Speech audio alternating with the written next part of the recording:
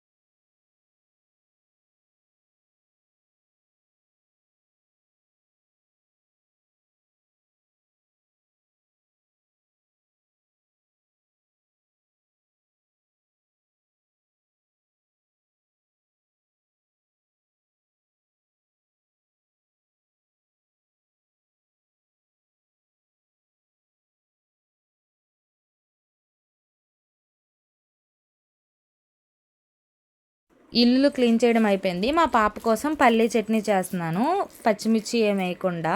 పాపకి ముందు ఓన్లీ ఏమంటారు వాటిని, వెల్లుల్లిపాయలు వేసి చట్నీ చేసేస్తాను. ఆ తర్వాత మా కోసం పచ్చిమిర్చి వేసి తాలింపు పెట్టుకుంటాను. చట్నీ అయిపోయిన తర్వాత దోశకు కూడా మిక్సీ పట్టేస్తున్నాను.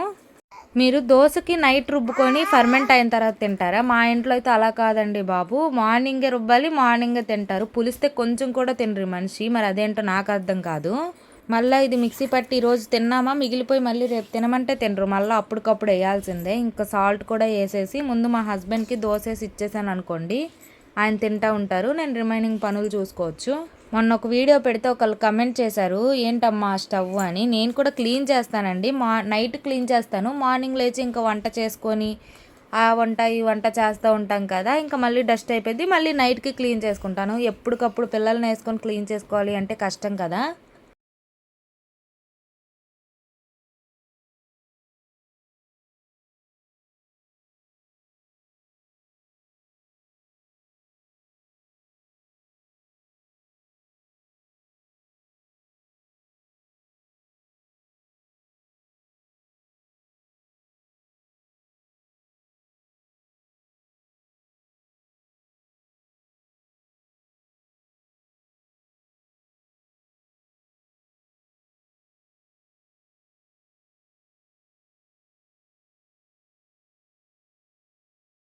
మధ్యాహ్నంకి లంచ్ ఏం చేయను అని మా హస్బెండ్ని అడిగితే మజ్జిగన్నం తినేద్దాంలే, నాకు కొంచెం ఏదో చిరాగ్గా ఉంది అన్నట్టు అన్నారు. సర్లే ఇంకా అని నేను కూడా ఏం చేయలేదు.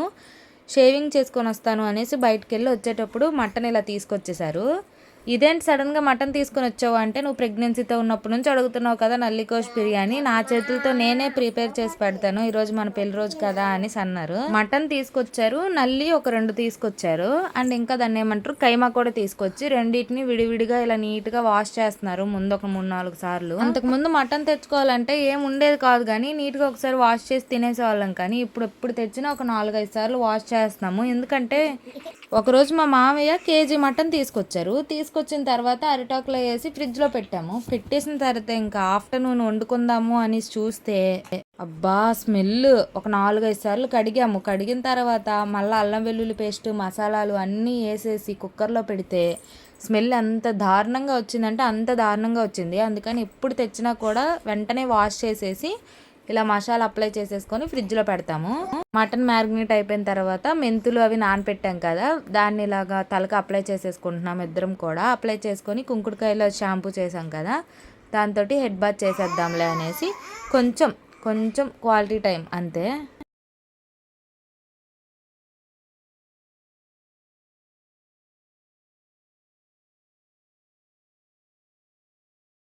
ఈరోజు మా ఆయన చాలా వెరైటీసే చేస్తున్నారు. పన్నీర్ కోసం పాలు పెట్టారు, అండ్ ఇక్కడ నల్లి గోష్నేమో ఫ్రై చేస్తున్నారు. మొత్తం ఆల్మోస్ట్ రెడీ అయిపోయింది. బిర్యానీ ఎలా చేస్తారో కానీ భలే టేస్టీగా ఉంది, కానీ అప్పుడు ఎందుకో తినాలనిపించలా, ఇంకా లేట్ అయిపోయింది. మార్నింగ్ ఆఫ్టర్నూన్ కూడా ఏం తినలేదు, ఇంకొకసారి నైట్ చేసాం కదా డిన్నర్, ఎందుకనో స్టమక్ ఫుల్గా అనిపించి కొంచెమే తిన్నాము. ఇక్కడ చూడండి బిర్యానీ రైస్ భలే కలర్ఫుల్గా ఉంది కదా, కానీ ఏం చేసాము అంటే ఆ కూర వండిన దాంట్లో ఉన్న వాటర్ దీంట్లో యూజ్ చేయాలి కదా, అందులో ఆల్రెడీ సాల్ట్ ఉంటుంది. మేమేం చేసామంటే మళ్ళీ సాల్ట్ వేసాము. వరస్ట్గా ఉంది, దరిద్రంగా ఉంది అసలు అది. ఇంకేం చేస్తాం, మళ్ళీ సపరేట్గా బగారా రైస్ వండేసాము. ఇక్కడ మా పాప కోసం ఫ్రెంచ్ ఫ్రైస్ చేస్తున్నారు, అండ్ మా కోసం పన్నీర్ లాలీపాప్, ఇంకా ఈ బంగాళదుంపతోనే బ్రెడ్ క్రమ్స్ ఏమంటారు కదా, వాటిని ముంచి ఇంకొకలాగా ఎలాగో చేశారు, కానీ టేస్ట్ అయితే సూపర్ ఉంది.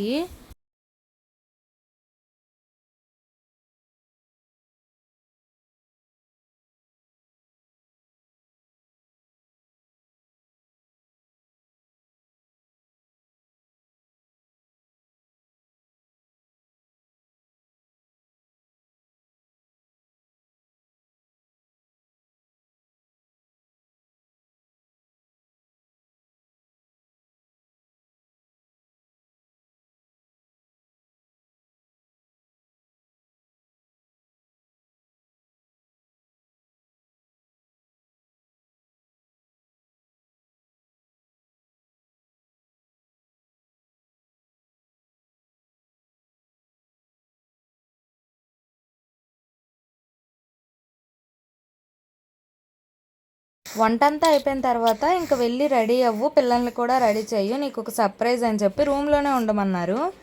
బయటికి వెళ్ళి చూస్తే చూడండి ఎంత బ్యూటిఫుల్గా చేశారో కదా. క్యాండిల్ నైట్ డిన్నర్ కోసం మా దగ్గర టేబుల్ కూడా లేదు, అది మిషన్ టేబుల్. చూడండి ఎంత మంచిగా టర్న్ అవుట్ చేశారో, భలే బ్యూటిఫుల్గా ఉంది. ఆ పెళ్ళి జరిగిన రోజు కూడా మేము ఫుడ్ తినలేదు, ఎందుకంటే ఆ రోజు ఫ్రైడే, మా హస్బెండ్ ఫాస్టింగ్ ఉంటారు. ఆ రోజు కూడా ఫుడ్ తినలేదు, ఎంత బతిమలాడినా మేము ఆ రోజు ఫుడ్డే తినలేదు. ఈరోజు మేము 3 years తర్వాత మళ్ళీ కలిసి ఇప్పుడు తింటున్నాం అనమాట. ఎందుకు అంటే 2 పిల్లలు డెలివరీస్, నేను మా అమ్మ వాళ్ళ ఇంటి దగ్గరే ఉండిపోయాను. మేము మా స్పెషల్ డేని ఇలా సెలబ్రేట్ చేసుకున్నాం. మేము ఎలా సెలబ్రేట్ చేసుకున్నామో మాతో పాటు మీరు కూడా ఇంకొకసారి చూసేయండి.